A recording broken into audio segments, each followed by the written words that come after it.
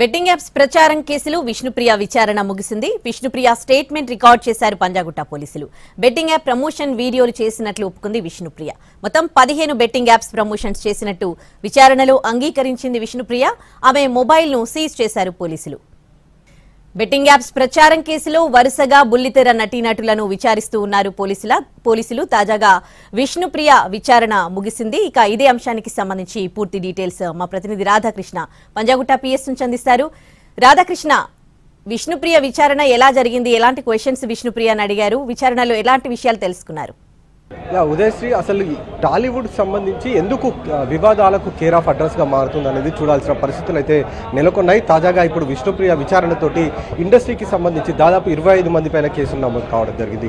ఈ ప్రస్తుతం విష్ణుప్రియ విచారణ పూర్తయిపోయింది. దాదాపు 2 గంటల 40 నిమిషాల పాటు ఆమెను విచారించడం జరిగింది. ప్రధానంగా బెట్టింగ్ యాప్లను ఆమె ప్రమోట్ చేయడానికి గల కారణాలు ఏంటి అన్న దానికి సంబంధించి ప్రధానంగా ఆమెను విచారించడం జరిగింది. ఈ బెట్టింగ్ యాప్లను ప్రమోట్ చేయడం ద్వారా ఆమె ఎంతవరకు లబ్ధి పొందింది అన్న దానికి సంబంధించి కూడా బ్యాంక్ స్టేట్మెంట్లని ఇప్పటికే స్వాధీనం చేసుకుని వాటన్నిటిని కూడా పరిశీలించడం జరిగింది. ఆమె ఇప్పటి వరకు 1 కాదు 2 కాదు ఏకంగా 15 బెట్టింగ్ యాప్లకు సంబంధించిన వాటిని ప్రమోట్ చేసినట్లు కూడా ఆమె విచారణలో ఒప్పుకోవడం జరిగింది. ఈ 15కు సంబంధించిన బెట్టింగ్ యాప్లకు సంబంధించిన వీడియోలను అన్నింటినీ కూడా పోలీసులు పరిశీలించి ఆమెను ఆ వీడియోలను అన్నింటినీ కూడా ఆమె ముందు ఉంచి విచారించడం జరిగింది. ఎందుకు అసలు ఈ బెట్టింగ్ యాప్లకు సంబంధించిన ప్రమోషన్ చేయాల్సి వచ్చింది? ఎవరు చెప్తే చేశారు? సొంతంగా మీరే నిర్ణయం తీసుకొని బెట్టింగ్ యాప్ను ప్రమోట్ చేశారా, లేకపోతే ఎవరైనా మధ్యవర్తిత్వం వహించి ఈ బెట్టింగ్ యాప్లను చేయించారా అన్న దానికి సంబంధించి ఆమె నుంచి వివరాలు సేకరించడం అయితే జరిగింది. మరొక వైపు ఇది పంజాగుట్ట పోలీస్ స్టేషన్కి సంబంధించిన 11 మందిపై నమోదైన ఎఫ్ఐఆర్కి సంబంధించిన దాంట్లో విచారణ ఒక ఎత్తు అయితే, మియాపూర్లో సైబరాబాద్ కమిషనరేట్ పరిధిలోని మియాపూర్ పోలీస్ స్టేషన్లో నమోదైన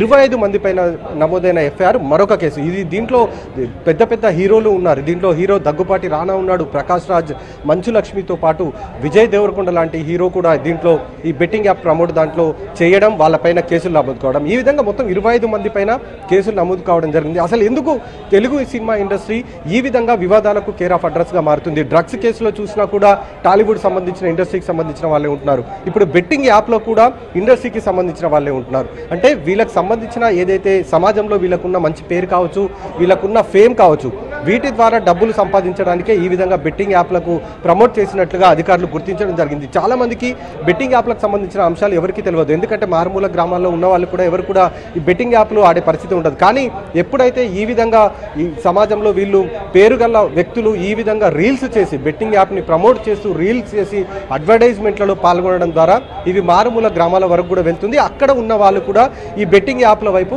దృష్టి మరుస్తున్న పరిస్థితులు నెలకొంటున్నాయి.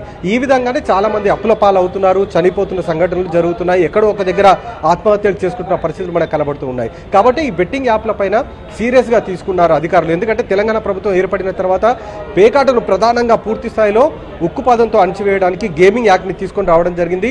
అదే గేమింగ్ యాక్ట్ను ఆధారంగా చేసుకొని ఇప్పుడు బెట్టింగ్ యాప్ను కూడా పూర్తి స్థాయిలో నిషేధించే విధంగా ఉక్కుపాదంతో అణిచివేసే విధంగా పోలీసులు అవసరమైన చర్యలు చేపడుతున్నారు. అందులో భాగంగానే వీళ్ళందరిపైన కూడా బిఎన్ఎస్ యాక్ట్లోని 3 సెక్షన్ల కింద, అలాగే ఐటీ యాక్ట్తో పాటు గేమింగ్ యాక్ట్, ఇలా ఈ 3 యాక్టుల పైన కేసులు అయితే నమోదు చేశారు.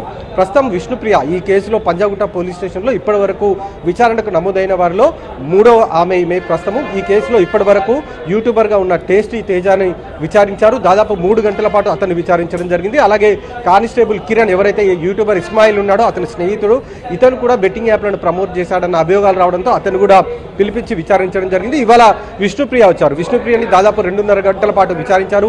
ఆమెకు సంబంధించిన మొబైల్ని కూడా సీజ్ చేయడం జరిగింది. అలాగే ఆమె బ్యాంక్ స్టేట్మెంట్ని కూడా స్వాధీనం చేసుకుని పరిశీలించడం జరిగింది. ప్రస్తుతం అయితే విచారణ పూర్తయిపోయింది. మరి పంజాగుట్ట పోలీస్ స్టేషన్ సంబంధించిన ఎస్హెచ్ఓ ప్రస్తుతం అందుబాటులో లేరు. అతను వచ్చిన తర్వాత ఎలాంటి చట్టపరమైన చర్యలు తీసుకుంటారనేది వేచి చూడాల్సిన పరిస్థితి. ఉదయశ్రీ. రాధాకృష్ణ, ఇంకా విష్ణుప్రియ విచారణ పూర్తిగా ముగిసిపోయినట్లేనా? మిగతా వాళ్ళను ఎప్పుడు విచారించనున్నారు? ఈ డీటెయిల్స్ ఏమైనా తెలుసా? ఉదయశ్రీ, ఇప్పటి వరకు ఈ కేసులో నోటీసులు అందుకున్న వారిలో కేవలం 3 మాత్రమే ఉన్నారు. ఇంకా 8 మందికి నోటీసులు అందించాల్సి ఉంది. వీళ్ళంతా కూడా సెల్ ఫోన్స్ స్విచ్ ఆఫ్ చేసుకున్నారు. ఇందులో ప్రధానంగా ఇస్మాయిల్ కావచ్చు, హర్ష సాయి కావచ్చు, వీళ్ళిద్దరు మాత్రం దుబాయ్కి పారిపోయారనేది పోలీసులు సమాచారం సేకరించారు. మిగతా వారంతా కూడా ఎక్కడ ఉన్నారన్న దానికి సంబంధించి వివరాలు రాబడుతున్నారు. ఇందులో వైఎస్ఆర్సీపీ అధికార ప్రతినిధిగా ఉన్న శ్యామల మాత్రం తనకు రాలేదని చెప్తుంది. కానీ ఎఫ్ఐఆర్లో మాత్రం ఆమె పేరు మాత్రం చాలా స్పష్టంగా ఉంది. అలాగే మిగతా వాళ్ళందరి పేర్లు కూడా ఉన్నాయి. వాళ్ళందరికీ నోటీసులు నోటీసులు సర్వ్ చేయాల్సి ఉంది. ఈ పంజాగుట్ట పిఎస్కి సంబంధించిన దాంట్లోనే ఇంకా 8 మంది విచారణకు రావాల్సి ఉంది. వీళ్ళందరినీ కూడా విచారణకు పిలిచే విధంగానే అవసరమైన చర్యలు తీసుకుంటున్నారు. నోటీసులు జారీ చేసి వాళ్ళని ఏ రోజు విచారణకు రావాలో దాంట్లో నోటీసులు కూడా పేర్కొనడం జరుగుతుంది. విష్ణుప్రియ 2 రోజుల క్రితమే విచారణకు రావాల్సి ఉంది. కానీ ఆమె సమయం కోరడం జరిగింది పంజాగుట్ట పోలీసులని, తాను 2 రోజుల తర్వాత విచారణకు హాజరవుతారని. దీంతో పోలీసులు ఆమెకు సమయం ఇవ్వడంతో ఇవాళ ఆమె విచారణకు రావడం జరిగింది. మిగతా వారు కూడా నోటీసులు వాళ్ళకి సర్వ్ అయిన వెంటనే వాళ్ళు కూడా వచ్చే అవకాశం ఉంది. కాబట్టి ఈ 2 రోజుల్లో మిగతా వారంతా కూడా ఈ పంజాగుట్ట పోలీస్ స్టేషన్కి విచారణ వచ్చే అవకాశం ఉంది. ఆ తర్వాత మియాపూర్ పోలీసులు మరి ఏ విధంగా మిగతా వారికి ఆ కేసులో నమోదైన 25 మందిలో ఇప్పటికే 11 మంది ఈ పంజాగుట్ట పిఎస్ లిస్టులో ఉన్నారు. మిగతా 14 మంది ఏ విధంగా వాళ్ళకు నోటీసులు సర్వ్ చేస్తారో, వాళ్ళని పోలీస్ స్టేషన్కి పిలిపించి వాళ్ళ నుంచి వివరాలు సేకరిస్తారా లేదా దర్యాప్తు అధికారులు వారి దగ్గరికి వెళ్ళి విచారణ చేసి స్టేట్మెంట్ రికార్డ్ చేస్తారా అనేది వేచి చూడాల్సి ఉంది. ఉద్దేశం ఇప్పుడు విష్ణుప్రియ విచారణలో ఇంకా అంటే ఈ యాప్స్లో తను ఈ యాప్స్ ప్రమోట్ చేయడానికి అంటే మధ్యవర్తిగా వ్యవహరించిన వాళ్ళ పేర్లు కానీ ఇంకెవరి పేర్లైనా అక్కడ మెన్షన్ చేయడం జరిగిందా? విచారణ మొత్తం ఏ విధంగా జరిగింది రాధాకృష్ణ? ఉదయశ్రీ, ఈ కేసుకు సంబంధించిన అంశంలో అంటే బెట్టింగ్ యాప్పై నమోదైన కేసులో విష్ణుప్రియని ప్రధానంగా విచారించింది 5 ప్రశ్నలు.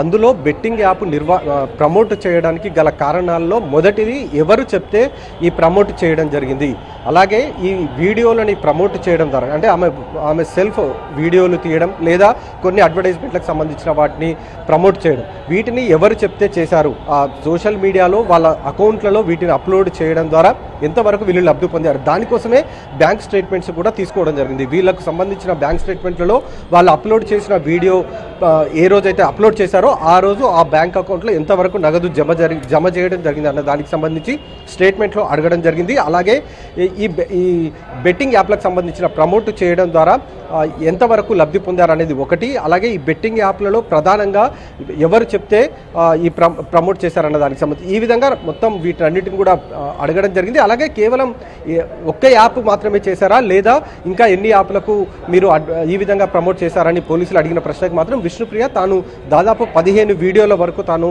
ప్రమోట్ చేశాననేది కూడా చెప్పడం జరిగింది. అంటే 15 బెట్టింగ్ యాప్లకు సంబంధించిన వీడియోలని ఆమె ప్రమోట్ చేసినట్లుగా కూడా పోలీసుల దర్యాప్తులో ఒప్పుకోవడం జరిగింది. ఈ విధంగా ఆమెకు సంబంధించిన విచారణ అయితే పూర్తయిపోయింది. డిఐ పంజాగుట్ట పోలీస్ స్టేషన్కి సంబంధించిన డిఐతో పాటు ఐఓ వీళ్ళిద్దరు కూడా ఈ కేసును విష్ణుప్రియ నుంచి విచారించి స్టేట్మెంట్ అయితే రికార్డు చేయడం జరిగింది. ఆమెకు సంబంధించిన మొబైల్ ఫోన్ను కూడా సీజ్ చేయడం జరిగింది. ప్రస్తుతం ఆమె పోలీస్ స్టేషన్లోనే ఉంది. స్థానిక ఎస్హెచ్ఓ అంటే పంజాగుట్ట పోలీస్ స్టేషన్ సంబంధించిన ఎస్హెచ్ఓ వచ్చిన తర్వాత ఆ స్టేట్మెంట్ మొత్తం చూసి ఆ స్టేట్మెంట్లో ఇంకా ఆమె నుంచి ఏమైనా వివరాలు సేకరించాల్సి ఉంది అంటే మాత్రం మరొకసారి ఆమెను విచారించే అవకాశం కనబడుతుంది. ప్రస్తుతం అయితే ఆమెకు లంచ్ బ్రేక్ ఇచ్చారు. లంచ్ బ్రేక్ తర్వాత ఏం జరుగుతుంది అనేది చూడాలి. Uday, right, thanks for the live update Radhakrishna.